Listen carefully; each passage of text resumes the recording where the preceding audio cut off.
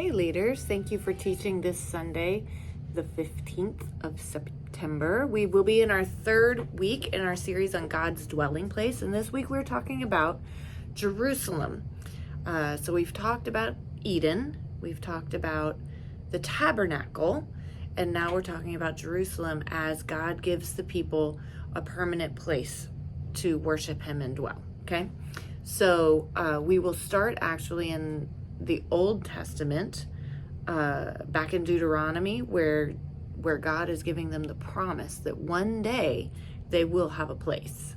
And then we'll skip forward to 2 Samuel to talk about when King David is actually able to break through into the city of Jerusalem, which was supposed to be impossible to get into, but he goes through a water shaft system and gets in and is able to take over the city. And that's how that whole thing starts. So talk about that. And then we're going to fast forward. Well, we'll talk about the songs of ascent, which are Psalms 120 to 134 for a minute, and about how the festivals and things like that, and those songs were sung as the people were traveling from home to Jerusalem as they went up to Jerusalem.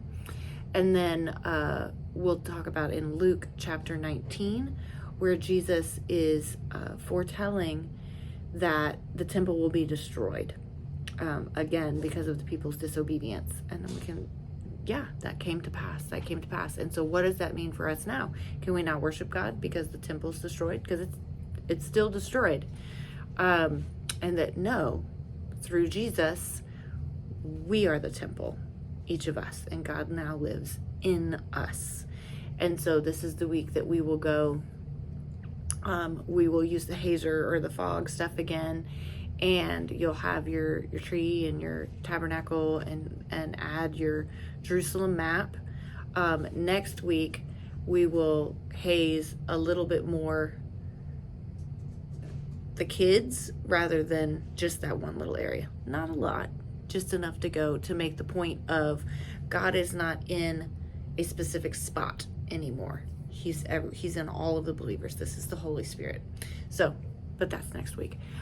Your physical activity this week is going to be super cool. I'm excited about it. It was pretty powerful for me when we were in Israel.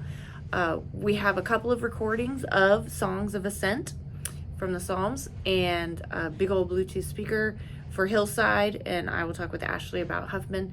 You can play it on your phone or whatever, but you can play the songs, and we'll have copies of the lyrics there.